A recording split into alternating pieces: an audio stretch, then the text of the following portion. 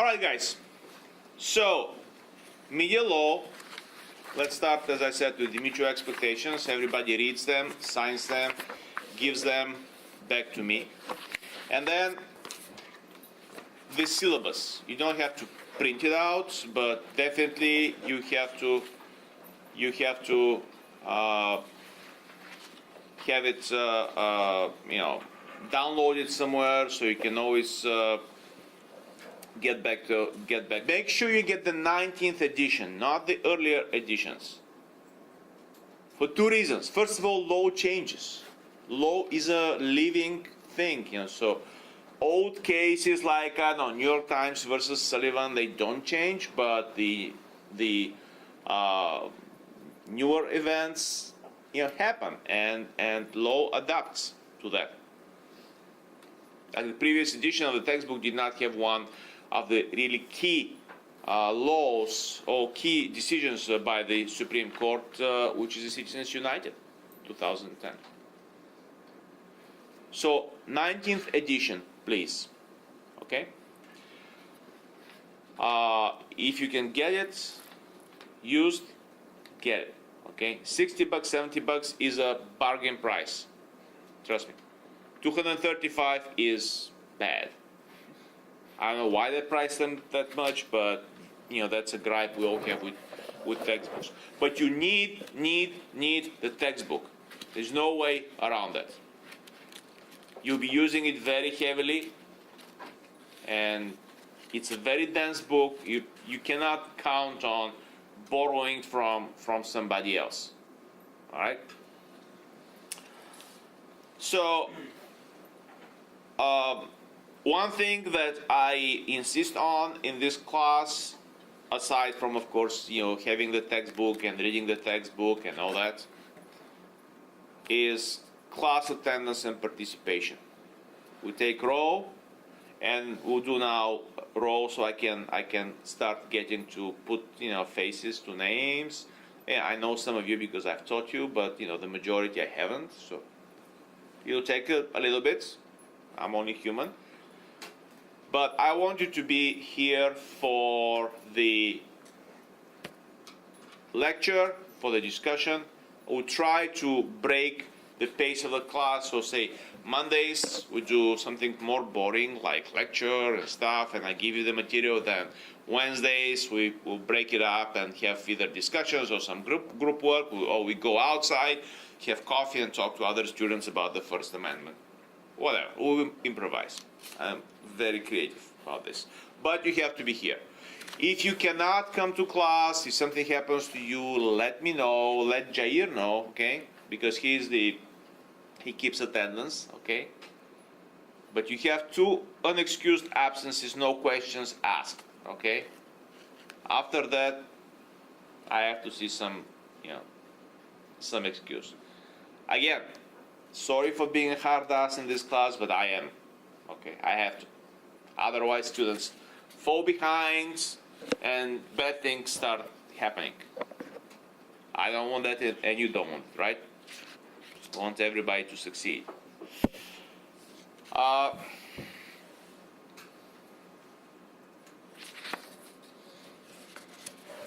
Grading. Oh, sorry, before that. Cell phone, laptop, tablets. Taking notes by hand. No cell phones. Now, if you're taking notes by a laptop, you'd better be taking notes on the laptop, okay? Again, I'm doing this for your own good. It's not. I know it can get distracting. You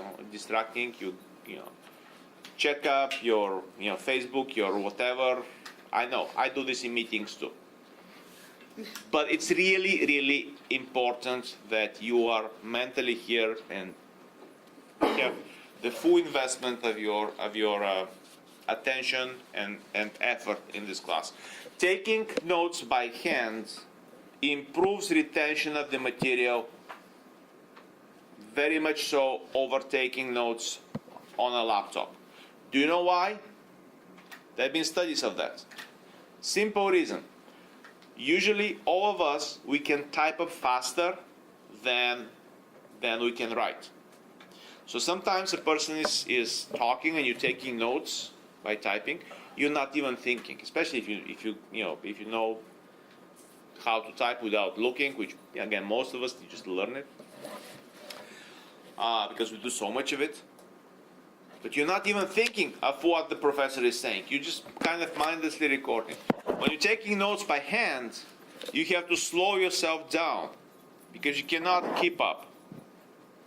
So you have to process whatever the person is saying. And you're taking, bullet points or little notes, whatever you do, whatever your system is, but you're slowed down. And you are forced to process the material. You're forced to understand what you're hearing and then summarize it, give it, in a more succinct, form. Your brain is working, you're remembering, and then you can go back to your notes. Tons of research on that, aside from the distraction moment, okay? So that's cell phone, so, laptops for that. All right, the most important part about grading.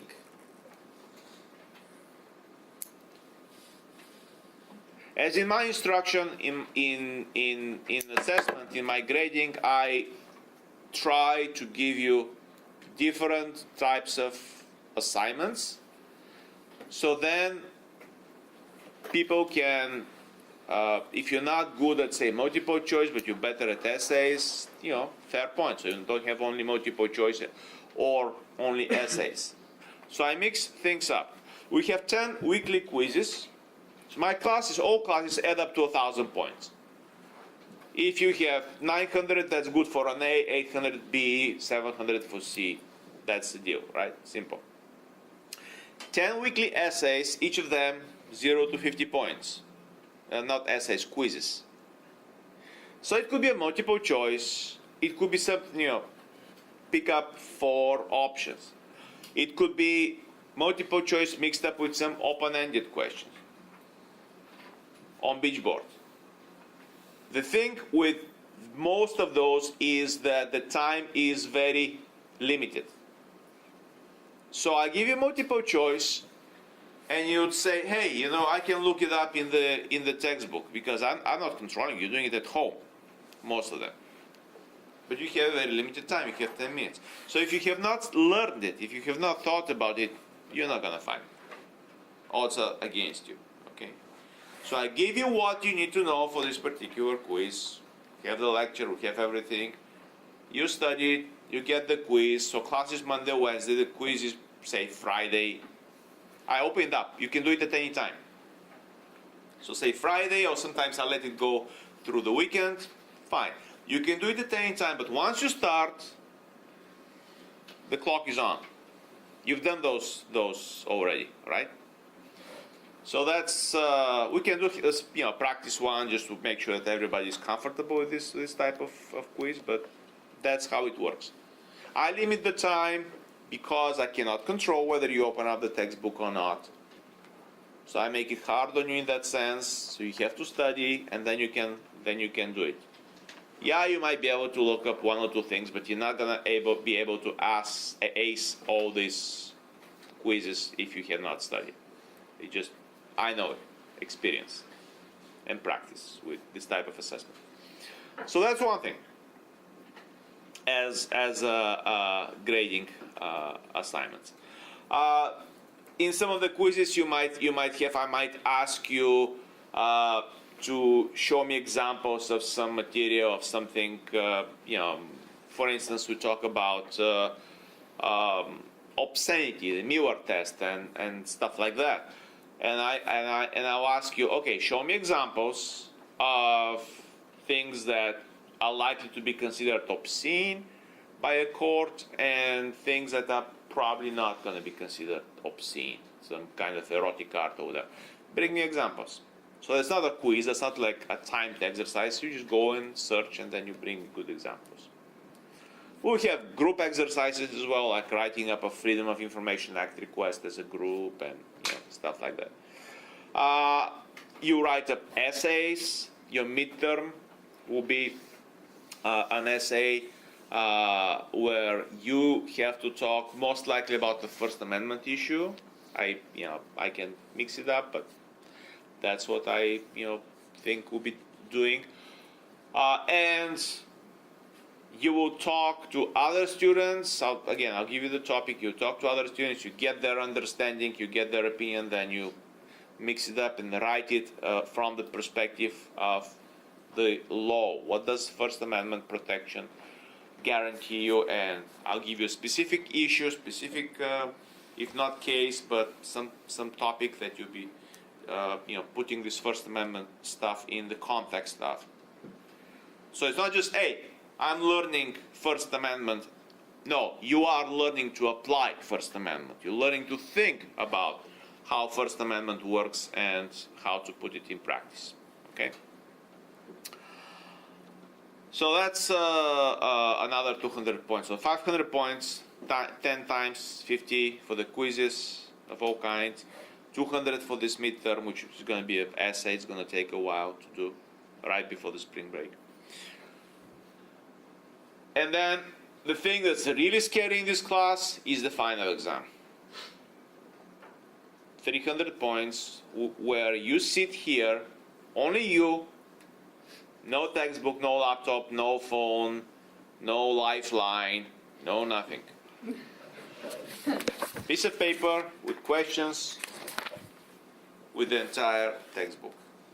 Now, I'm not mean. I give you reading points. I give you a guide. I tell you what to prepare. I'll give you this well in advance. That's the finals week. I'll give you 1 month to prepare. So I'm not going to sneak this up on you. But it's a lot of material, and I base the final test on what we do in the chapters. So if you have studied the chapter on, say, free press fair trial, if you've done your part there, if you worked on the quiz, if you read it up, then it will be easy for you to prepare. I'm not going to throw in something, out of the blue on this final exam. But it is hard. Students are really freaked out about this for a good reason, but that's how it is. Again, tough material, and you have to be ready to do it. Yes? How is it structured? So is it like all multiple choice or like multiple choice and short answer questions? The final exam is usually short answers. Because I want to see that you understand what you're talking about. So I can tell you, I can ask you, well, what is the Muir test? Write it out. Your understanding might, you might mix the words, not exactly the definition in the textbook, but, and that will be on the prep. You have this on the prep. I put it on the exam. Again, you have plenty of time. You just have to be methodical and study. You're not going to be able to study overnight.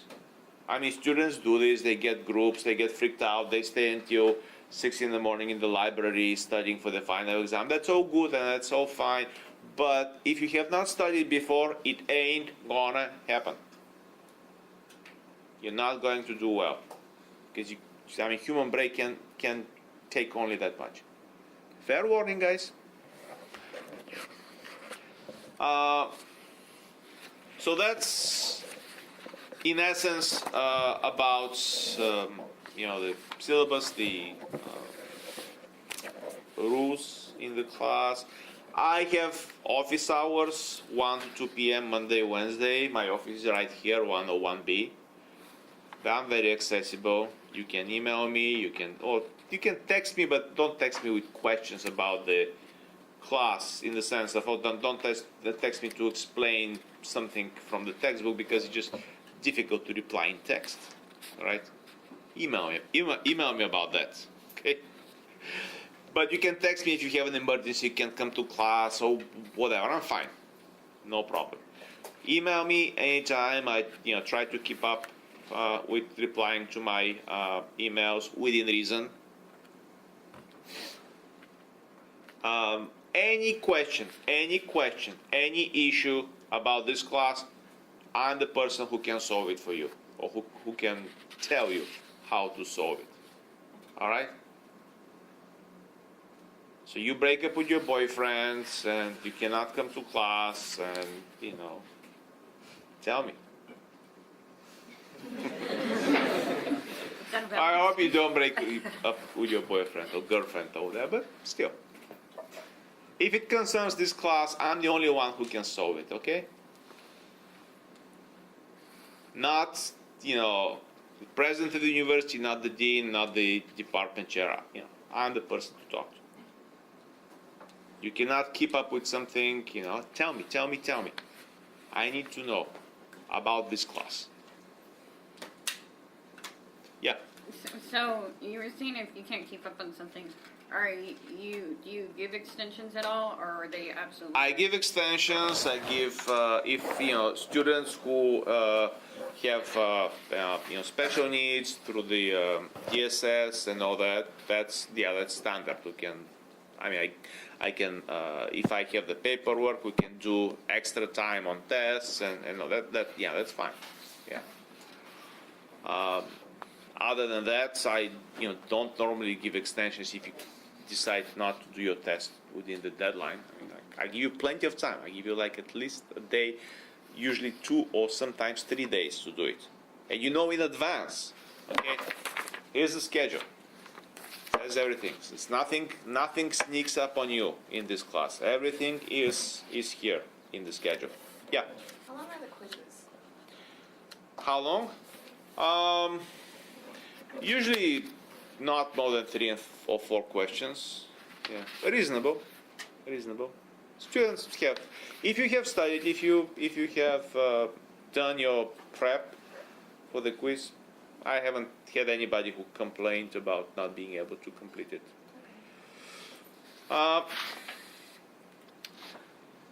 So again, everything is regimented, structured, set up in this class. Very, very easy to follow if you want to follow it.